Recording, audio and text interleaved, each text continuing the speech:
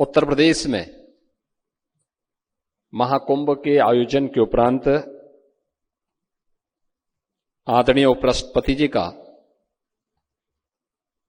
यह पहला सार्वजनिक कार्यक्रम है। मैं इस सार्वजनिक कार्यक्रम में आदरणीय उपराष्ट्रपति जी का, उनकी धर्मपत्नी आदरणीय श्रीमती सुदेश धनखड़ जी का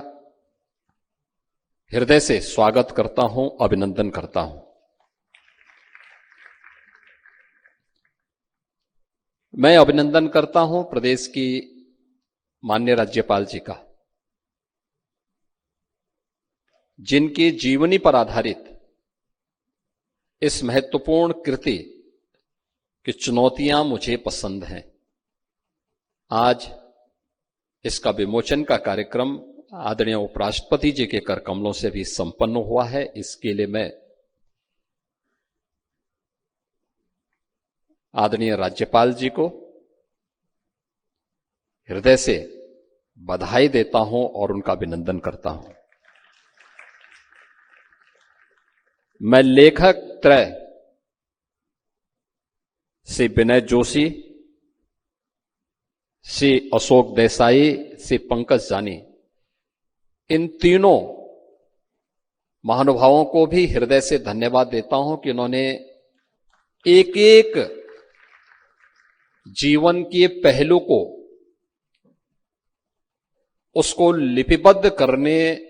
उसको सजोने का कार्य किया है और 14 अध्यायों में एक विस्तृत ग्रंथ लिखा है। जैसे समुद्र मंथन में 14 रत्न निकले थे, ऐसे ही 14 रत्न 14 अध्याय के रूप में आज चुनौतियां मुझे पसंद हैं इस ग्रंथ के रूप में हम सबके सामने आज प्रस्तुत हुआ है, जिसका एक लघु वृत्त चित्र के रूप में हम सब ने अभी यहां पर देखा है। स्वाभाविक रूप से यह हम सबके सामने यह एक चुनौती अक्सर आती है और मुझे लगता है कि चुनौती नहीं है तो फिर जीवन का सार भी बेकार हो जाता है।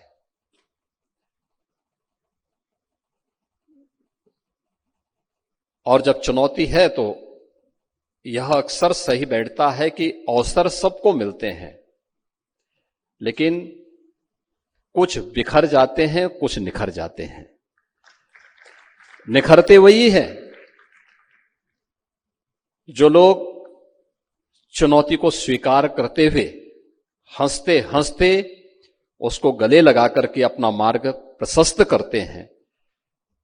और बिखरते वही हैं जो चुनौती से पलायन करते हैं। चुनौती से पलायन ये अपने आप में बिखरने का एक मार्ग होता है, पतन का एक मार्ग होता है। और जो चुनौती को स्वीकार करते हुए मार्ग प्रशस्त करते हैं, वही निखर करके लोगों के लिए एक प्रेरणा बन जाते हैं। आदरणीय उपराष्ट्रपति जी के कर कमलों से विमोचन कृति आदरणीय राज्यपाल महोदय की जीवनी पर आधारित एक नई प्रेरणा है समाज के लिए, समाज के हर एक तबके के लिए। गुजरात के एक छोटे से गांव में एक सामान्य किसान परिवार में जन्म लेकर के शून्य से शिखर की इस यात्रा को तय करना, और वह भी किसी महिला के लिए, अत्यंत दुरूह कार्य है। याद करिए, किसी वैष्णव परिवार में, किसी किसान परिवार में कोई बेटी आज से 7 दशक पहले स्कूल में जाए, पढ़े, एक कल्पना है। देश आजाद नहीं था, लेकिन उस समय कल्पना है। लेकिन उस कल्पना को अपनी जिजीविषा से, माता पिता के सहयोग से उस चुनौती का सामना करते हुए आगे बढ़ी। मां बाप के संस्कार, उनका संघर्ष, बच्चे को आगे बढ़ने के लिए प्रेरणा देता है और अपने लक्ष्य को प्राप्त करने के लिए निरंतर संघर्ष करना है, निरंतर परिश्रम की पराकाष्ठा को लेकर के आगे बढ़ना है। यह जो भाव था, वह भाव उन्हें अपनी उच्चतम शिक्षा को प्राप्त करने के लिए एक शिक्षिका के रूप में, एक प्रधानाचार्य के रूप में, विधानसभा और राज्यसभा के माननीय सदस्य के रूप में, गुजरात सरकार के मंत्री के रूप में और फिर गुजरात की पहली मुख्यमंत्री के रूप में और आज उत्तर प्रदेश जैसे देश के सबसे बड़े राज्यपाल के रूप में उनके यशस्वी कार्यकाल को, उनके कार्यक्रमों को बहुत नजदीक से देखने, सुनने और जानने का अवसर हम सबको प्राप्त होता है। मैं इस अवसर पर आदरणीय राज्यपाल जी को उनके इस जीवनी के लिए मैं फिर से बधाई भी देता हूं, उनका अभिनंदन भी करता हूं, उनके स्वस्थ और दीर्घ जीवन की कामना भी करता हूं कि उनका मार्गदर्शन इसी प्रकार से उत्तर प्रदेश वासियों को और देशवासियों को और देश की कम से कम आधी आबादी को तो निरंतर प्राप्त होता रहे। वह एक प्रेरणा है अपने आप में। और आज ये कृति स्वाभाविक रूप से लोगों के हाथों में जब जाएगी, अक्सर होता है हम शिखर को देखते हैं और ये मानते हैं कि शिखर से ही सब कुछ हो गया, लेकिन शिखर की नींव बनाने के लिए कितनी मेहनत की गई है, उस मेहनत को देखने का प्रयास नहीं करते हैं। और मुझे लगता है कृति गांव से निकल करके कैसे इस यात्रा को आगे बढ़ाया जा सकता है, यह जानने के लिए चुनौतियां मुझे स्वीकार हैं। यह अपने आप में एक नई प्रेरणा होगी हमारे नई पीढ़ी के लिए, वर्तमान पीढ़ी के लिए आगे बढ़ने के लिए, जीवन के संघर्ष में अपना रास्ता तय करने वाली हमारी नूतन पीढ़ी के लिए एक नई प्रेरणा होगी। आज के इस अवसर पर मैं हृदय से अभिनंदन करते हुए लेखक त्रय को हृदय से बधाई देता हूं। इस अवसर पर माननीय उपराष्ट्रपति जी का मार्गदर्शन हमें प्राप्त होगा। महाकुंभ के आयोजन में उनकी उपस्थिति हमें एक नई प्रेरणा दी थी। जब मैं आमंत्रण देने के लिए, महाकुंभ के आमंत्रण देने के लिए भी गया था, तो उस समय भी उन्होंने कहा था कि क्या मैं महाकुंभ में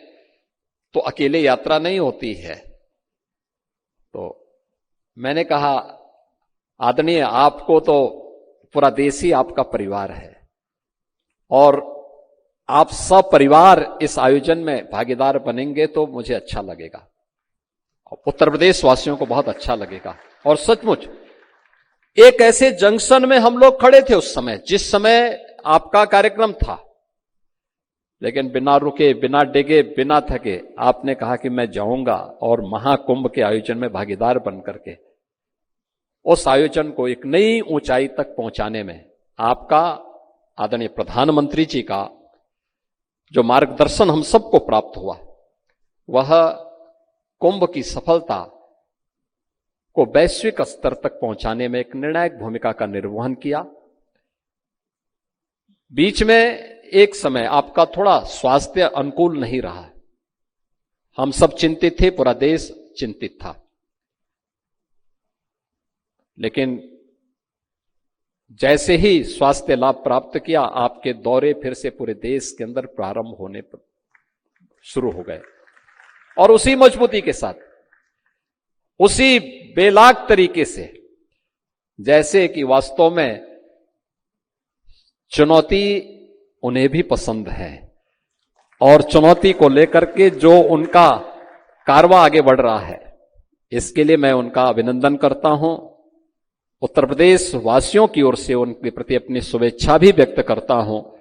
और ईश्वर से प्रार्थना करता हूं कि वे स्वस्थ और दीर्घजीवी होकर के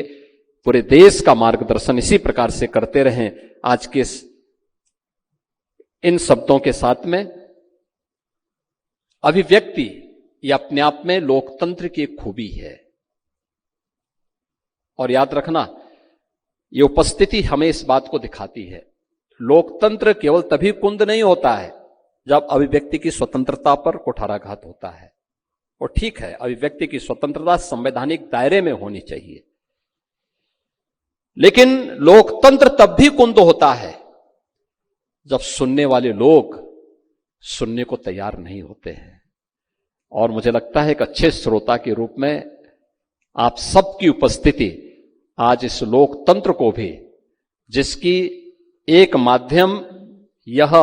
कृति बन रही है कि चुनौती मुझे स्वीकार है, यह लोकतंत्र की एक कृति बनने जा रही है कि लोकतंत्र में कैसे हमें शून्य से शिखर तक की यात्रा को आगे बढ़ाने का अवसर प्राप्त हो रहा है।